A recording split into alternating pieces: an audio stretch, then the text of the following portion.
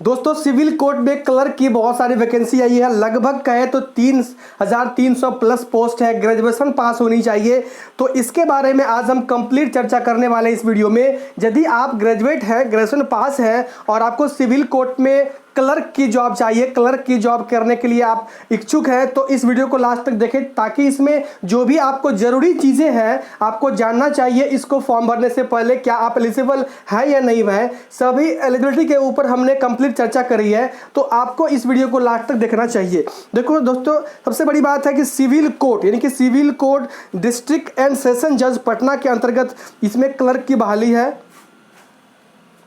इसमें आपको देखिए कितने पद है, इसके बारे में सबसे पहले यहाँ पर दिखा देते हैं आपको कि यहाँ पर 3,325 वैकेंट पोस्ट यानी कि खाली सीट है। कौन सा पद है? तो क्लर्क के पद है। लेवल 4 का इसमें आपको सैलरी मिलने वाला है 25,500 से लेकर के 81,100 के आसपास तक का आपको इसका जो है पेमेंट आने वाला है, जो सैलरी है। तो सैलरी को तो दूर की बात है, सबसे पहले इसमें बात करते हैं इसमें कि क्लर्क का पद है। पद कौन सा है? तो क्लर्क का पद है। कितने पद है? तो 3,325 पद है। अब बात कर लेते हैं हम लोग कि इसके फॉर्म को आप कैसे फिल कर सकते हैं। इसके फॉर्म को आप ऑनलाइन माध्यम से फिल कर सकते हैं। कहाँ से कर सकते हैं? तो जो वेबसाइट है सिविल कोर्ट पटना का वेबसाइट यहाँ पर दिया गया है, इसी के वेबसाइट से ऊपर जा करके आप इसके फॉर्म को ऑनलाइन फिलअप कर सकते हैं। यानी कि ऑनलाइन माध्यम से इसके एप्लीकेशन फॉर्म को आप भर सकते हैं, जो वेबसाइट यहाँ पर दिया गया है। हालांकि इसके वेबसाइट को आप हमारे डिस्क्रिप्शन से भी प्राप्त कर सकते हैं।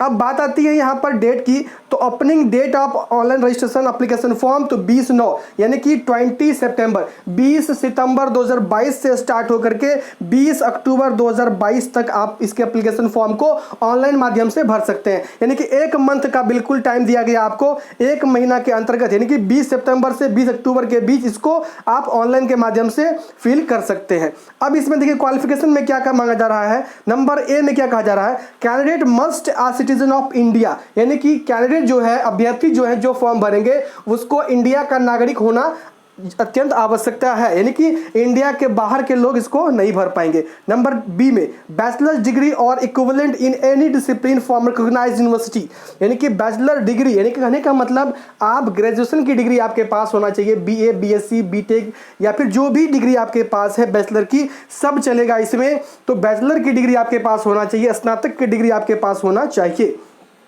इंटर या मैट्रिक पास नहीं चलेगा। नंबर सी में knowledge of computer is essential qualification में, जरूरी वाले क्वालिफिकेशन में कंप्यूटर नॉलेज को रखा गया है कि आपको कंप्यूटर का नॉलेज होना चाहिए। जी हाँ दोस्तों, क्लर्क के पद के लिए किसी भी विभाग में आप जाएंगे तो आपको कंप्यूटर की नॉलेज तो बिल्कुल चाहिए ही चाहिए। आजकल कंप्यूटर तो हर जगह चाहिए ही चाहिए। नंबर डी में candidate must be medically fit, आपको मेडिकली बिल्कुल फिट होने चाहिए। अस्वस्थ आप नहीं हो, बीमार नहीं हो, आप बिल्कुल वेल आप फिट हो। नंबर ई में candidate must be of good moral character, आपका जो है नैतिक जो आपका आचरण है वो बिल्कुल आपका जो है बेस्ट होना, बहुत अच्छा होना चाहिए। आपके ऊपर कोई क्लेम, कोई केस या कोई फ्रॉड वगैरह का कोई केस, आपका मामला आपके ऊपर नहीं होना चाहिए।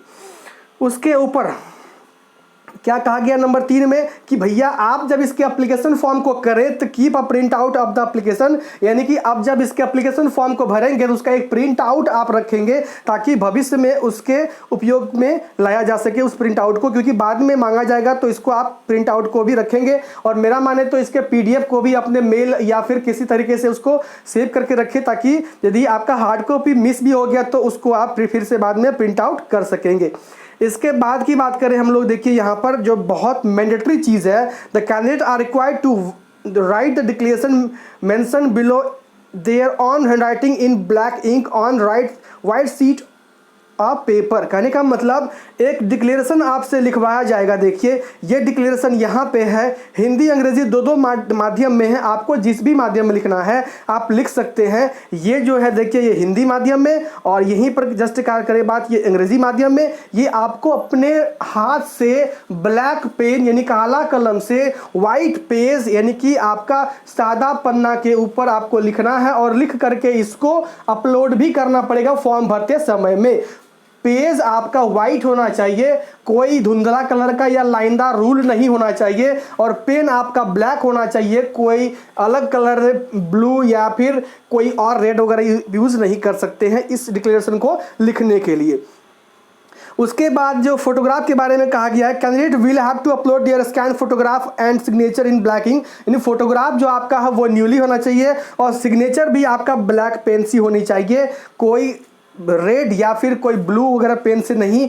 यदि कैफ़े वाले भैया आपसे ब्लू भी करवाते हैं तो आप उसको बताइए भैया हमने नोटिफिकेशन को पढ़ा है, ब्लैक में कहा जा रहा है तो मुझसे ब्लैक ही करवाइए, या खुद भी आप 2-4 रुपये 5 रुपये का पेन आता है उसको आप लेकर जाएंगे और ब्लैक पेन से ही साइन करके वहाँ पे अपलोड करेंगे तो बेटर रहेगा। उसके बाद कहा है इसमें कि जो प्रक्रिया है इसके ऑनलाइन एप्लीकेशन के उसको 2-3 चरण में रखा गया है। क्या रखा गया उसमें, सबसे पहले आपको डिटेल्स डालने के बाद आपको रजिस्ट्रेशन हो जाता है, रजिस्ट्रेशन करने के बाद आपको पेमेंट जाना है और उसके बाद फाइनली आपका जो है फॉर्म को आप भर सकते हैं।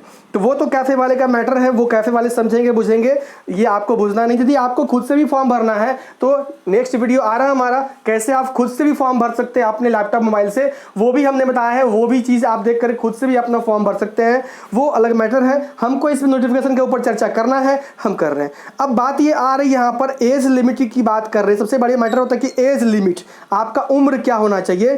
तो उम्र यहाँ पर जो अनरिजर्व है यानी कि जनरल कैटेगरी के मेल जो आते हैं पुरुष वर्ग के लोग 21 साल और अधिकतम 37 साल। यदि वहीं पर जनरल कैटेगरी के महिला की बात करें तो 40 साल यानी कि 3 साल उसको छूट मिल रहा है।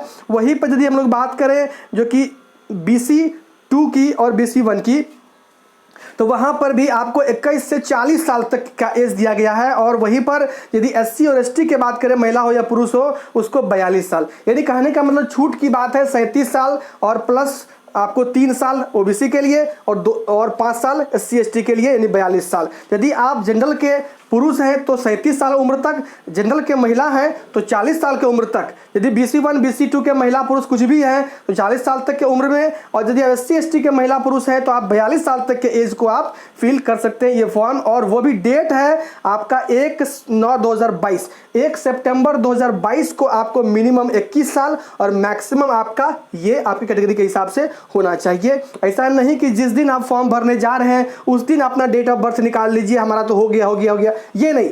आप 1/9/2022 के दिन में कम से कम और अधिकतम डेट की गणना करेंगे।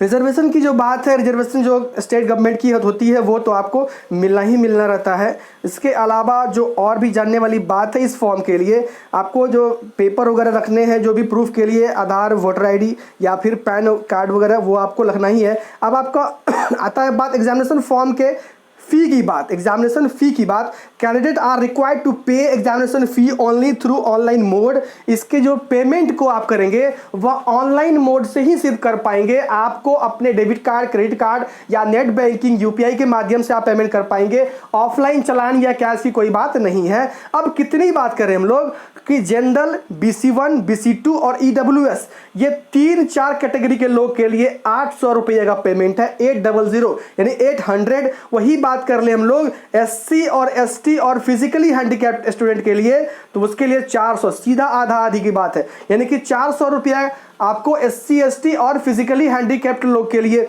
देना पड़ेगा।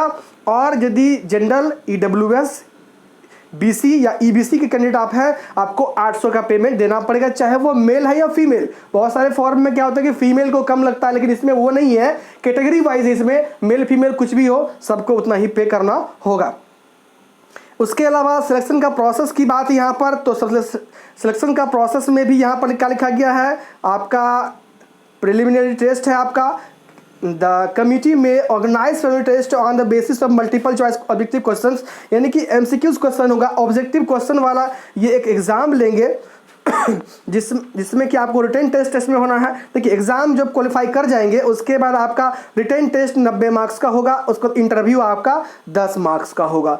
ये 3 स्टेप में आपका जो है कंप्लीट जो है सिलेक्शन प्रोसेस है। अब बात है सिलेबस, थोड़ा बहुत सिलेबस की भी हम लोग बात कर लेते हैं। रिटन टेस्ट में सिलेबस क्या होने वाला है, the written test shall be consist of the following subjects. English language, English grammar से 20 मार्क्स का होना है, जिसमें कि लेटर राइटिंग, एसे है और प्रेसिस है और कंप्रिहेंसिव एंड कंप्रेंशन और वोकेबलरी है। उसके वाला बी में क्या है, हिंदी लैंग्वेज ग्रामर से कंसिस्टिंग ऑफ लेटर राइटिंग, ऐसे सेम चीज़ इसमें हिंदी में लिखा गया है, यानी कि इंग्लिश है और हिंदी भी है। और जनरल नॉलेज में आपका देखिए 15 मार्क्स का होने वाला है। In the section questions will be based on history, civics, geography, everyday science and constituent of India और लीगल टर्मिनोलॉजी।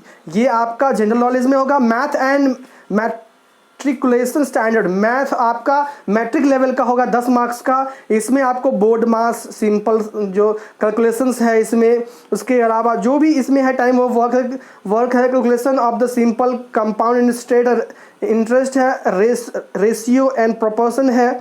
ये सब टॉपिक से आपको इसमें क्वेश्चन आएंगे। मैथ का जो कि 10th लेवल का होने वाला है। ई में test of reasoning of verbal and analytic type 10 marks का क्वेश्चन होगा। इसमें इंग्लिश अल्फ़ाबेट है, सिटिंग अरेंजमेंट है, ब्लड रिलेशन है, सर्कुलर सिटिंग अरेंजमेंट है, एनालॉजी टेस्ट है, रैंकिंग टेस्ट है, सिलोजिज्म है and problem based on Venn diagram. इसके ऊपर आपको रीजनिंग में क्वेश्चन आएंगे 10 नंबर के लिए मात्र। बेसिक कंप्यूटर साइंस 15 मार्क्स का, history of computer, fundamental of computer and terminology से कंप्यूटर से संबंधित जो भी चीज़ें, MS office, MS Excel, word और नेटवर्किंग से संबंधित, आपको वायरस से, सिक्योरिटी से संबंधित इसमें आपको क्वेश्चंस, इंटरनेट संबंधित क्वेश्चंस आपको इसमें पूछे जाएंगे। क्वालिफाइंग मार्क्स आपको 40% इसमें दिया गया है रिटन एग्जामिनेशन के लिए। तो ये क्वालिफाइंग मार्क्स 40% तो है, लेकिन मेरे समझ से कट ऑफ बहुत ऊपर चल जाता है, इसीलिए आपको मैक्सिमम करना है। इसमें मल्टीपल चॉइस क्वेश्चंस इसमें होंगे। इसमें 4 में से 1 सही करने वाला क्वेश्चन होगा, उसको आप देख करके आप टिक आउट करेंगे। उसके अलावा जो सीट की बात है, जितना सीट है उतना उसमें जो है फर्स्ट में बुलाया जाएगा और 20% आपको रिजर्व रखा जाएगा वेटिंग के लिए।